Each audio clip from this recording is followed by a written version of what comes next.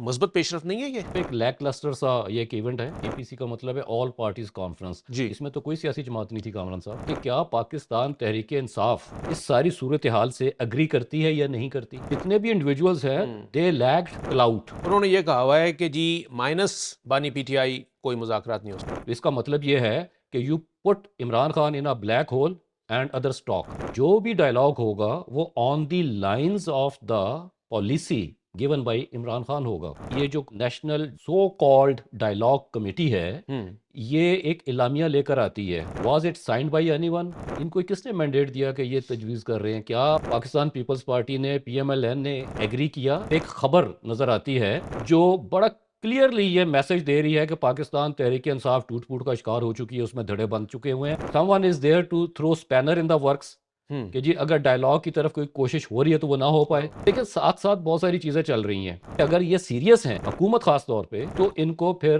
कोई सीबीएम लेके आना होगा। उन्होंने कोई बिग फाइव का कहा था कि जी 5 बड़े बैठ जाएं। पांचवा कौन है? 5वें का उन्होंने नाम नहीं लिया था, वो कहते हैं आप सबको पता है। चले हाँ, अगर हम सबको पता है तो फिर अगर जो खुद सियासत में नहीं आना चाहते उनको सियासत में घसीटना चाहते। वही बात, साफ छुपते भी नहीं, साफ- सामने आते भी नहीं। एग्जैक्टली। ये 20 साल से जंग जारी है। अभी भी हम टेररिज्म के खिलाफ लड़ रहे हैं और बड़ी शिद्दत से लड़ रहे हैं। ये 9/11 का तोहफा है। आपको सोल सर्चिंग की जरूरत है। जो नेशनल एक्शन प्लान बना क्या वो लेटर एंड स्पिरिट में इंप्लीमेंट हुआ? बिस्मिल्लाहिर्रहमानिर्रहीम। सुनो पॉडकास्ट में मैं हूं मोहम्मद कामरान खान और मेरे साथ हैं राना कैसर साहब।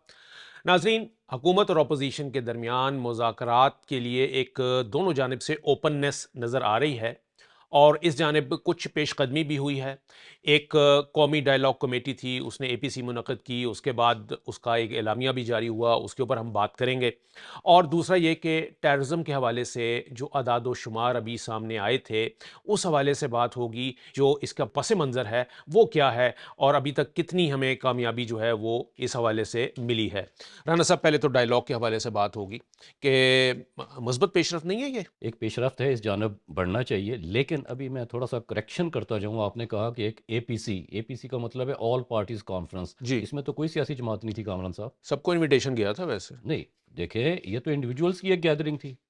क्या जिन्होंने ऑर्गेनाइज किया, do they have a political party और they are associated affiliated with any political party? हाँ, एक शख्स अगर हम ये कहें कि लियाकत बलोच साहब जिनका जमात इस्लामी से ताल्लुक है वो चलें, एक पार्टी की रिप्रेजेंटेशन है। लेकिन बाकी तो इंडिविजुअल्स थे without any Shahid club. Khaqan Abbasi सबकी भी पार्टी थी। देखें क्या पार्टी है वो, तो एक शा- मूवमेंट है, उसका नाम दिया, कोई रजिस्टर्ड पॉलिटिकल पार्टी तो शायद नहीं है वो। हाँ, अभी तक रजिस्टर्ड शायद ठीक नहीं है, हुई। तो जितने भी इंडिविजुअल्स हैं दे लैक्ड क्लाउट। अब शायद खाकान अब्बासी एक उनमें से एक्सेप्शन है कि he is been the prime minister of this country. लेकिन ओवरऑल अगर आप देखा जाए तो एक लैक क्लस्टर सा ये एक इवेंट है। अब आप बात कर रहे हैं कि आगे बढ़ना है, अपोजिशन भी कह रही है कि बात करते हैं, आगे बढ़ते हैं। हुकूमत की तरफ से भी एक इंदिया हमें मिला। अब प्राइम मिनिस्टर ने कहा स्पीकर नेशनल असम्बली या सादिक साहब से कि जी आप अपोजिशन को एंगेज करें। वो लीडर ऑफ अपोजिशन की अपॉइंटमेंट वाला जो है मामला वो भी है। अब राना सनाउल्लाह साहब ने भी इस हवाले से एक इंदिया दिया, उस पर भी बात करेंगे। लेकिन इस वक्त इशू ये है कि क्या पाकिस्तान तहरीक इंसाफ इस सारी सूरत हाल से अग्री करती है या नहीं करती। उन्होंने ये कहा हुआ है कि जी माइनस बानी पीटीआई कोई मुज़ाकरात नहीं हो सकता। ये तो उनकी स्टेटेड पोजीशन है। Why should they go into dialogue without Imran Khan? तो इसका मतलब ये है कि you put Imran Khan in a black hole and other stock. ऐसा तो नहीं होगा। ये भी कहा जा रहा है कि उन्होंने महमूद खान अचकज़ई को ये मैंडेट दिया है कि जी ठीक है, ऑन हिज बिहाफ वो ये मुज़ाकरात कर लें। ऑन हिज बिहाफ यानी हम्म। जो इमरान खान साहब चाहेंगे वही डायलॉग होगा।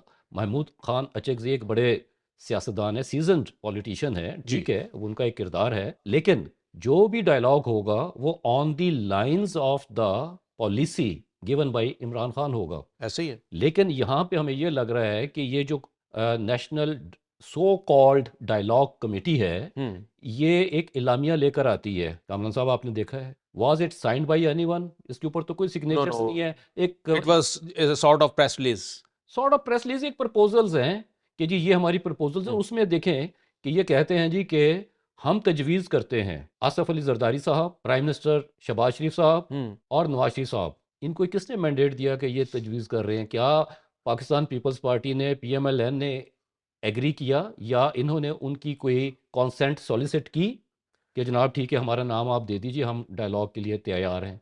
नहीं, यहाँ तो हम ये भी नहीं कह सकते कि जो एपीसी के शुरा थे उन्होंने भी चलो इसको तो इसीलिए मैं कह रहा हूँ एंडोर्स कि किया। Was this communique signed no by anyone? No no, not at all. अभी वो कल मैं सुन रहा था महमूद मौलवी साहब का, उन्होंने कहा जी कि मेरे नॉलेज में नहीं है कि इसको साइन किया गया कि नहीं किया। जो ऑर्गेनाइजर्स हैं कामरान साहब, उनको ही नहीं पता कि क्या हो रहा है। सही। तो मेरा ख्याल है कि अपेरेंटली मुझे ये लग रहा है कि ये जो एक गैदरिंग थी, इसके बाद अगले दिन के अखबारात का अगर आप मुताला करें तो एक खबर नज़र आती है जो बड़ा क्लियरली ये मैसेज दे रही है कि पाकिस्तान तहरीक इंसाफ टूट फूट का शिकार हो चुकी है, उसमें धड़े बन चुके हुए हैं, और वो एजेंडा ड्रिवन स्टोरी सुबह छपती है अखबारों में, मंजर आम पे आती है, और शाम को हिज मास्टर्स वॉइसेस जो है ना उसके ऊपर प्रोग्राम करते हो जी पाकिस्तान तहरीक इंसाफ तो तहस नहस हो गई।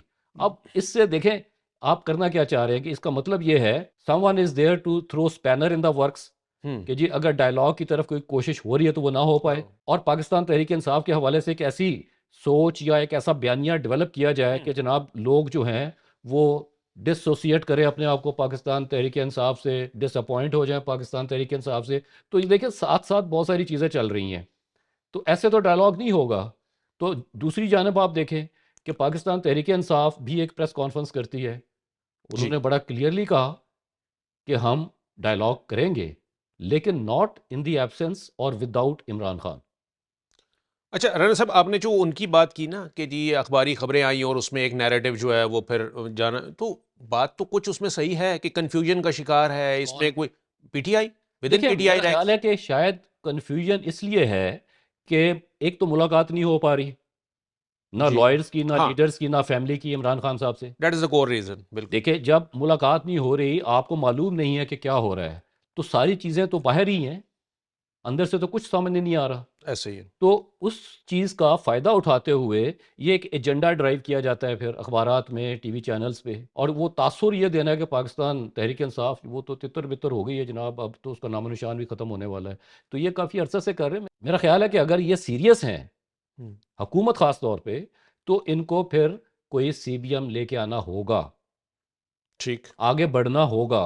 अगर हुकूमत चाहती है, जैसे उन्होंने, राना सनाउल्लाह साहब की आपने बात की कि हाँ, जी उन्होंने कोई बिग फाइव का कहा था कि जी 5 बड़े बैठ जाएं, तो अच्छा उन्होंने गिनवाए भी थे वैसे 5 कौन बड़े, से थे आपको ज़रा याद नाम हो। लीजिएगा। उसमें जरदारी साहब थे, 2 कहते हैं जी हमारे होंगे यानी नवाज शरीफ साहब और शहबाज शरीफ साहब, हाँ, और एक बानी पीटीआई।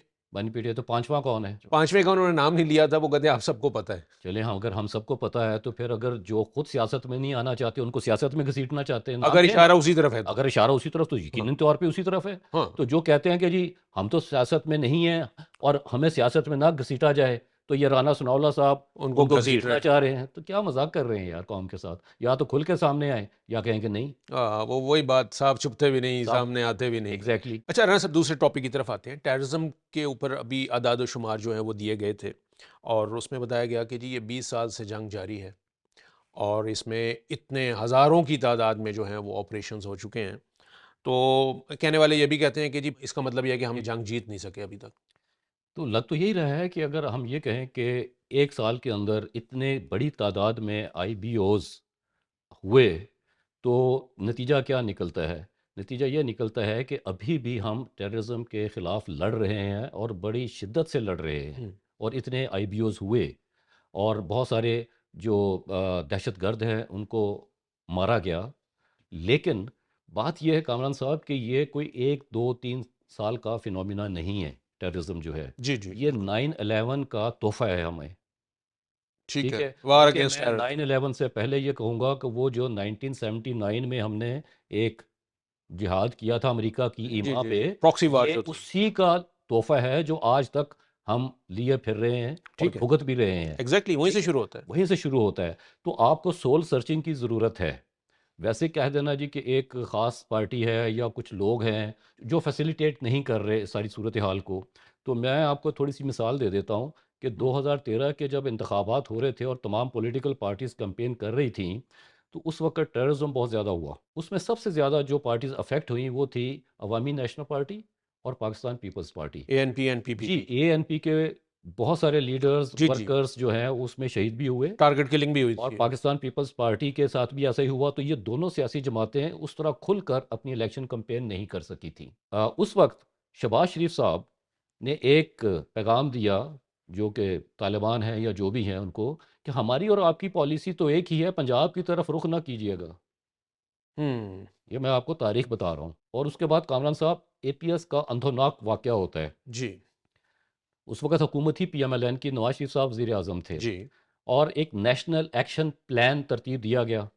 ठीक जी। है, लेकिन हुकूमत कह रही थी कि ऑपरेशन अभी ना करें, हम डायलॉग करना चाहते हैं। एक कमेटी बनी, हम्म। ठीक है, जिसमें आई नो द नेम्स, मरहूम इरफान सदीकी साहब भी उसमें शामिल थे, और एक साबक फौजी अफसर भी थे, और एक दो और लोग थे, कि ये जाके मुज़ाकरात करेंगे हम्म। और जिरगों से बात करेंगे, और जो लोग हैं वहाँ पे। ये आप कह रहे हैं एपीएस के वाक़े के बाद जब जी नेशनल जी एक्शन प्लान बन गया तो फिर कमेटी बना दी जी, गई? नेशनल एक्शन प्लान में था जी कि वो एक्शन होगा। और विदाउट डिस्क्रिमिनेशन होगा। जी, तो फिर उस वक़्त की हुकूमत कह रही थी कि नहीं, रुक जाएँ, तो जनरल राहील शरीफ साहब उस वक़्त chief of army hmm. Staff थे। जी। तो वो चाहते थे कि ऑपरेशन हो, लेकिन वो भी डिले होता गया। दूसरी बात इसमें सबसे इम्पोर्टेंट ये है कामरान साहब, कि जो नेशनल एक्शन प्लान बना, क्या वो लेटर एंड स्पिरिट में इम्प्लीमेंट हुआ? क्यों नहीं। नहीं हुआ? एपेक्स कमिटीज़ भी बनी, जी हाँ। एक फेडरल लेवल पे भी थी और 4 सूबाई लेवल्स पे भी थी। वो क्यों नहीं काम कर सकीं? बल्कि उस दौर में जो प्रेस कॉन्फ्रेंसेस हुई आईएसपीआर की जानिब से उसमें ये गिला किया गया कि जी नेशनल एक्शन प्लान पे अमल दरामद नहीं हो रहा। किसने करना था? हुकूमत हुकूमत ने। ने। और कौन-सी हुकूमतें थी? ऑब्वियसली मरकज़ में तो मुस्लिम लीग थी। ठीक है जी। तो क्यों नहीं अमल किया उस वक़्त की फेडरल गवर्नमेंट ने? हम्म। तो बात ये है कि इल्ज़ाम लगाना और मुद्दा किसी और पे डाल देना, मेरे ख्याल इससे काम नहीं चलेगा। ये सोचने की बात है, सोल सर्चिंग की बात है कामरान साहब, कि दहशतगर्दी का जो मेनेस है, इसको ख़त्म करना किसी एक इदारे या एक पॉलिटिकल पार्टी का काम नहीं है। सही। सही।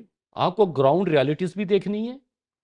आपको ये भी देखना है कि आपकी जो स्ट्रेटजी है, वो कामयाब हो रही है या नाकाम है। आपको उसको भी दुरुस्त करना होगा। फिर नेशनल एक्शन प्लान की तरफ भी आना होगा कि क्या वजूहात हैं कि नेशनल एक्शन प्लान पे अमल नहीं हो पाया, और अगर हो रहा है तो किस लेवल तक हो रहा है, कामयाबियां क्यों हासिल नहीं हो रही। आईबीओज की तादाद में जो इजाफा है, ये तो हम्म। साबित यही करता है कि दिन ब दिन ये मामलात आगे बढ़ते जा रहे हैं दहशतगर्दी के। जी जी बिल्कुल ऐसे ही हो रहा यानी है। कमी होनी चाहिए, लेकिन नहीं हुई। पहले गुड तालिबान बैड तालिबान की बात हाँ। थी, फिर टीटीपी की बात हुई, फिर खवारिज की बात हो रही है, खारजियों की बात हो रही है, अलकायदा की होती रही। अलकायदा की, आईएस की हो रही, हक्कानी नेटवर्क। हक्कानी नेटवर्क, ये बहुत कुछ होता रहा। तो क्लैरिटी नहीं आ रही कि भाई असल में वो कौन लोग। अभी आप देखिए, जो कि अफगान रजीम है, हम्म। ये एक इंटरम रजीम है। It does not represent the entire Afghan nation. जी इसको ऐसे ही है। इंस्टॉल किसने किया और किसने फैसिलिटेट किया? कौन कौन थे जो चाह रहे थे कि जी ये इंटरम गवर्नमेंट आए? और वो जो मुआहदा था, उसके खदोखाल क्या थे, कि क्या ये एक परमानेंट इंटरम रजीम है? Permanent interim regime. जी, मैं इसीलिए कह रहा हूं ना हाँ। कि अभी तक तो वही है। हाँ। तो इट मीन्स कि वो जो प्लान था दोहा में जो तय पाया था, जी जी। उस पर फिर अमल दरामद नहीं हो रहा। वो गारंटर्स कहाँ हैं? हम्म। इसका मतलब ये है कि वो गारंटर्स जो थे, जिन्होंने कहा था कि नहीं, ये मामलात आगे ठीक होंगे और ये इंटरम गवर्नमेंट जो है ये चली जाएगी, फिर एक proper duly representative government in place होगी अफगानिस्तान में। तो उन गारंटर से भी पूछना चाहिए कि भाई बताएं। सर बिल्कुल। और फिर ये कहा जा रहा है कि एनडीएस ऑफ अफगानिस्तान और रा इनका जो है एक नेक्सस नेक्सस है, है। नेक्सस बिल्कुल है। है। और उस वो नेक्सस क्यों हो सकता है? मतलब आप क्या? देखें। नहीं, काम साहब मैं आपको रोकता हूँ, एक सेकंड ठहरे। एनडीएस और रॉ का नेक्सस कोई नई बात नहीं है, लेकिन जब से ये रजीम आया, इंटरम रजीम की मैं बात कर रहा जी हूँ, जी जी जी। तो अब इंडिया के साथ इनके ताल्लुकात इतने नहीं थे शुरू में जो कि अब हुए। यानी पिछले साल 2025 में तो इंडिया तो बहुत देर से कोशिश कर रहा था कि वो किसी ना किसी तरीके से अफगान तालिबान रजीम जो है, इनको अपने साथ मिलाए, गुडविल क्रिएट करे। वो हुई, ठीक हो ठीक है। गया। लेकिन मैं ये कह रहा हूं कि वो गारंटर्स की फिर मैं बात करता हूं, जिन्होंने कहा था कि नहीं, ये अमन होगा। ये जो पॉसिबिलिटी उस वक्त इंट्रोड्यूस की गई, अफगान तालिबान को लाया गया एक इंटरिम रजीम, तो हम्म। वो उसकी बुनियाद क्या थी? इसका मतलब है कि वो जो बुनियाद जिस पे इनको लाया गया, वही फिल्मजी थी। जाहिर है। इसी वजह से आज तक ये वहाँ बैठे हुए हैं अफगानिस्तान में। एक लोगों की राय नहीं है और उसके मुताबिक गवर्नमेंट भी नहीं है। एक काबुल में रजीम है, दैट्स इट। नहीं तो सर फिर इसका मतलब यह है कि जी अगर जो है वो एनडीएस जो है वो कोलैबोरेट नहीं कर सकती आईएसआई के साथ, हाँ, और उनके साथ कर सकती है। तो तो समझ मतलब आ जानी चाहिए बात हमें बड़ी क्लियरली कि they are not our brothers. यहाँ पे तो मुल्ला ब्रदर्स भी थे ना, जिनको यहाँ से निकाल के जी वहाँ जी, लेके गए, मुज़ाकरात बैठाया के लिए। गया, मुज़ाकरात कराए। ठीक है। अमेरिका भी था, यूएई भी था, सऊदी अरेबिया, कतर, सारे थे। अभी जो 3 माह पहले भी जो सूरत हाल थी, जब पाकिस्तान और अफगानिस्तान के दरमियान, तो जो मुज़ाकरात हो रहे थे तो वो आप देख रहे थे कि पाकिस्तान जो है वो मुज़ाकरात की टेबल पे बैठा हुआ था, लेकिन उनको जो है उनके ताने बाने और उनकी जो कॉल्स वगैरह आ रही थी वो सारी उधर से आ रही थी। एग्जैक्टली तो इसलिए मैं कह रहा हूँ कि हमें भी थोड़ा सा अपनी पॉलिसी को हम्म, रिव्यू करना पड़ेगा regarding Taliban regime and Afghanistan. बिल्कुल और ठीक। वो जो गारंटर्स हैं उनको एंगेज करने की कोशिश करनी चाहिए। इस वक्त भी एक ऐसी सिचुएशन है जिसमें पाकिस्तान की जो फॉरेन पॉलिसी है बहुत कामयाब जा रही है। हम्म, डिप्लोमेटिक फ्रंट पे आप अमेरिका के साथ एक अच्छे अंदाज में जी एंगेज जी, हैं, यूएई के साथ, सऊदी अरेबिया के साथ, चाइना के साथ, रशिया के साथ। तो लिहाजा हमें चाहिए कि हम इन क्वार्टर्स को एंगेज करें। हमें जो खतरा है हमारे वेस्टर्न बॉर्डर से, जो आए दिन वहाँ से दरअंदाजी होती है, जी जी, कम से कम वो तो रुक सकती है। बिल्कुल ठीक। वरना तो फिर ऐसी है कि अगर अमेरिका वेनेजुएला में जा सकता है तो पाकिस्तान भी जा सकता है अफगानिस्तान में। हाँ हाँ हाँ क्योंकि हाँ, अमेरिका हमें तो हमें बता अमेरिका भी तो दिया था। विदाउट एनी रीजन गया है ना। बिल्कुल, हमारे पास तो रीजन है। रीज़न है। अमेरिका के पास तो एक ऐसी रीजन है जो उसने खुद घड़ी। ठीक है, हमारे पास ऐसी कोई रीजन नहीं है कि जो हम खुद घड़ रहे हैं। वो ग्राउंड रियलिटी है। वहाँ मटेरियलिस्टिक अप्रोच थी, कम से कम यहाँ मटेरियलिस्टिक नहीं है। यहाँ तो अच्छा राना साहब, एक डेलिकेट सिचुएशन जो आ जाती है ना, वो ये कहते हैं कि जी हमारी जो जंग है वो अफगानिस्तान या अफगान भाइयों के साथ नहीं है, ये अफगान तालिबान के साथ है। ठीक है, अब ये जो थिन लाइनिंग है ना ये ये डिस्क्रिमिनेशन है बेसिकली। हाँ, तो वो देखें, क्योंकि वजह यही है कि जाहिर है वो हमारे भाई हैं अफगान ब्रदरन, तो ये वजह ये भी आ जाती मेरा है। ख्याल है कि कम से कम यहाँ भी क्लैरिटी होनी चाहिए कि जिस मुल्क से पाकिस्तान को खतरा हो वो कोई ब्रदरहुड नहीं होती फिर, चाहे वो पॉपुलेशन है हाँ फिर, या रजीम हो। क्योंकि देखिए, अगर वो रजीम उनको रिप्रेजेंट नहीं करता फिर हमें उस रजीम के हवाले से डिप्लोमेटिकली ऑफेंसिव पे जाना पड़ेगा। ये बात बजाय ठीक आपकी, है, बिल्कुल। और हम ये कब तक कहते रहेंगे कि जी हमारे ब्रदरहुड है, हमारा एक कल्चरल बॉन्ड है, रिलीजियस टाइज हैं, वो जो हिस्टोरिकल पर्सपेक्टिव वो है। जो 40 साल से मेहमान नवाजी हमने की है उसका उसके नतीजा नताइज भी हमने तो बिल्कुल देख लिए हैं। देखें इसके ऊपर हमें बहुत क्लियरली अब सोचना होगा और फैसला करना होगा। राना साहब, अगर इसको ऐसे हम सम अप करें डिफेंस एंड स्ट्रेटेजिक मामलात में, फिर वहाँ पर मज़हब नहीं देखा जाता, या जी, फॉरेन डिप्लोमेसी में मज़हब नहीं नहीं देखा देखा जाता। जाता। वहाँ पर आपको अपनी अपनी अपने पॉलिसी जो है वो इंटरेस्ट को बनानी देखना होती होता है, है। अपना इंटरेस्ट, अपनी इंटेग्रिटी और अपनी सोवरेनिटी जो है अगर अगर उसको। अगर देखें, अगर मज़हब की बात हो तो इस वक्त जो मिडल ईस्ट की सिचुएशन है, सऊदी अरेबिया, यूएई, यमन, तो फिर तो ऐसा नहीं होना चाहिए वहाँ हाँ पे। बिल्कुल, बात बिल्कुल बजाय जी, बिल्कुल जी। Diplomacy is a different science, और इसमें जो है वो हमें अपनी सोवरेनिटी, अपनी इंडिपेंडेंस, अपनी इंटेग्रिटी जो है उसको सुप्रीम होल्ड रखना है। अदरवाइज बाकी जो मामलात हैं वो इसके बाद सेकेंडरी नौयत के होते हैं।